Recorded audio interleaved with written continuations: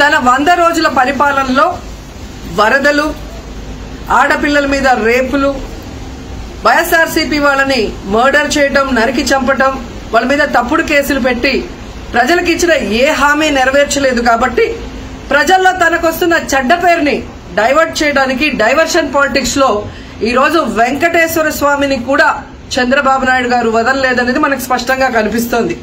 ఎందుకంటే ఆయనకి ఎప్పుడు అలవాటు, ఎప్పుడెప్పుడు ఆయనకి చెడ్డ పేరు వస్తుందో అప్పుడు ఏదో ఒక ఇష్యూని ఆయనే క్రియేట్ చేస్తాడు. దాన్ని తన వర్గీయులతో పబ్లిసిటీ చేయటం, దాని మీద డిస్కషన్లు చేసి ఎదుటి వాళ్ళ మీద నిందలు వేయటం ఆయనకు అలవాటే. కానీ ఈ రోజు మీరు చూస్తే సాక్షాత్తు టీటీడీలో తిరుమల లడ్డూ మీద ఇంత దిగజారుడుతనంగా చంద్రబాబు నాయుడు గారు మాట్లాడతారని ఎవరు ఎక్స్పెక్ట్ చేయలేదు.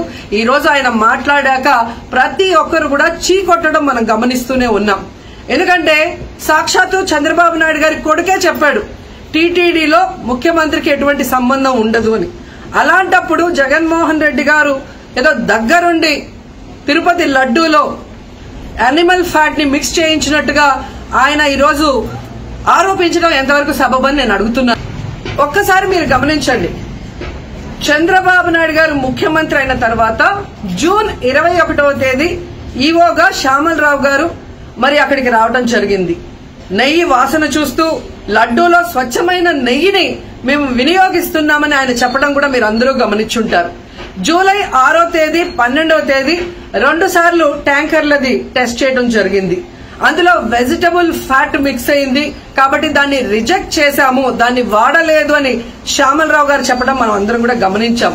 అలాంటిది 2 నెలల తర్వాత ఇప్పుడు చంద్రబాబు నాయుడు టీటీడీకి సంబంధించిన దాన్ని టీడీపీ ఆఫీసులో ప్రెస్ మీట్ పెట్టి ఇలా యానిమల్ ఫ్యాట్ కలిసింది అని ఒక నింద వేసినప్పుడు దాన్ని సమర్థిస్తూ మళ్లీ శ్యామలరావు గారితో ప్రెషర్ పెట్టి ప్రెస్ మీట్ పెట్టించి ఎలా మాట్లాడిచ్చారో మీ అందరూ కూడా గమనించారు.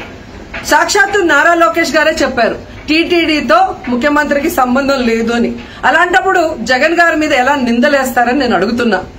ఈరోజు మీ ప్రభుత్వంలో మీ ఈవో ఉండగా మీరు టెస్టింగ్ చేసిన మిల్క్ లో వెజిటబుల్ ఫ్యాటా ఇంకో ఫ్యాటా ఉంటే దానికి బాధ్యత ఎవరు? శ్యామలరావు గారా, లేదా ప్రభుత్వంలో ఉన్న చంద్రబాబు నాయుడు గారా, లేదా ఎవరు టీటీడీ బోర్డులో ఉన్న మెంబర్సా? సో ఇది ఒకసారి మనం ఆలోచించాల్సిన విషయం. అంటే ఈవో గారు తాను జాయిన్ అయినప్పుడు ఏం చెప్పాడు, ఈ రోజు చంద్రబాబు నాయుడు ప్రెషర్ పెట్టాక ఏం చెప్పాడు అనేది భక్తులందరూ కూడా గమనించాల్సిన విషయం. రెండవది మీరు చూస్తే చంద్రబాబు నాయుడు డైవర్షన్ పాలిటిక్స్ ఎప్పుడూ చేస్తుంటారు.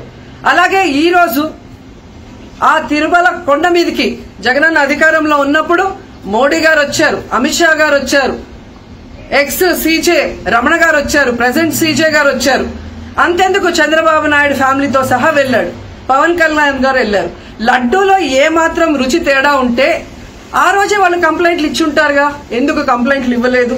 ఇప్పుడు ఆ 5 సంవత్సరాల్లో ఏదో జరిగిందని నింద వేయటానికి ఈ రోజు టీటీడీని ఎంచుకొని తిరుమల తిరుపతి దేవస్థాన ప్రతిష్టను దిగజార్చడం ఎంతవరకు కరెక్ట్ అని భక్తులందరూ కూడా ఒకసారి ఆలోచించాల్సిన అవసరం ఉంది.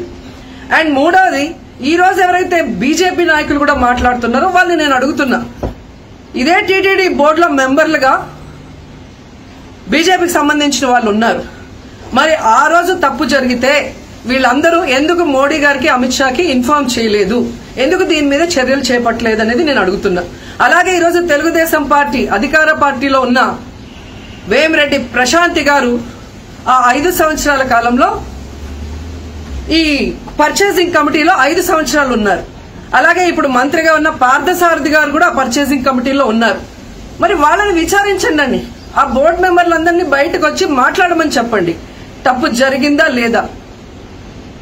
ఈరోజు ఇంతమంది గొప్ప గొప్ప వాళ్ళు తిరుమలకు పోయి లడ్డు తిన్నా జరగని తప్పు వాళ్ళ పర్చేస్ కమిటీలో ఉన్న వాళ్ళు జనసేన పార్టీ తెలుగుదేశం పార్టీలో చేరిన వాళ్ళని మాట్లాడకుండా కేవలం జగన్ గారిని టార్గెట్ చేసి మాట్లాడటం చూస్తే రాజకీయ లబ్ధి కోసం తిరుమల పవిత్రను భ్రష్టు పట్టిస్తూ ఈరోజు చంద్రబాబు నాయుడు చేస్తున్న నీచ నికృష్ట రాజకీయాలు అందరూ కూడా గమనించి ఆ చంద్రబాబు నాయుడికి బుద్ధి చెప్పమని కోరుకుంటున్నా. ఇక ఫైనల్ గా తనని ఎవరో నమ్మరు అనుకున్నప్పుడు పవన్ కళ్యాణ్ గారిని ఫ్రేమ్ లోకి తీసుకురావడం చూస్తున్నాం. ఇది కూడా మనం అందరూ కూడా గమనించాలి. ఎందుకంటే ప్రాయశ్చిత్త దీక్ష చేస్తున్నానని పవన్ కళ్యాణ్ అంటున్నారు. ప్రాయశ్చిత్త దీక్ష ఎవరు చేస్తారు? తప్పు చేసిన వాళ్ళు చేస్తారు. అంటే చంద్రబాబు నాయుడు తప్పు చేశాడు, ఇది అబద్ధం, ఈ లడ్డూలో కల్తీ జరగలేదు, ఇది నాకెక్కడొచ్చి ఆ పాపం చుట్టుకుంటుందన్న భయంతో పవన్ కళ్యాణ్ ప్రాయశ్చిత్త దీక్ష చేస్తున్నారనేది ఈ రోజు మాకు అందరికీ అర్థమవుతున్న విషయం.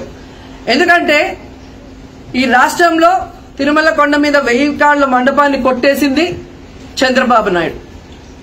దుర్గా గుడిలో క్షుద్ర పూజలు చేయించింది చంద్రబాబు నాయుడు. విజయవాడలో 25కు పైగా పవిత్రమైన దేవాలయాల్ని కూర్చింది చంద్రబాబు నాయుడు. పూజల్లో బూట్లు వేసుకొని పూజలు చేస్తూ అన్ని తొక్కేసింది చంద్రబాబు నాయుడు గారు. ఇలాంటి చంద్రబాబు నాయుడు కోసం ఎన్ని ప్రాయశ్చిత్త దీక్షలు చేసినా ఆయనైతే దేవుడు క్షమించడు, అలాగే హిందువులు కూడా చంద్రబాబు నాయుడిని క్షమించరు.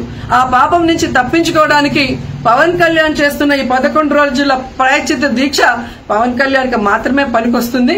కాబట్టి ఇకనైనా తిరుమల తిరుపతి దేవస్థానాన్ని అడ్డం పెట్టుకుని జగనన్న మీద దుమ్మెత్తి పోసే కార్యక్రమాల్లో ప్రతిష్టగా దిగజారిస్తే తిరుపతి అమ్మాయిగా నేను ఊరుకునేది లేదని కూడా ఈ సందర్భంగా తెలియజేసుకుంటున్నాను.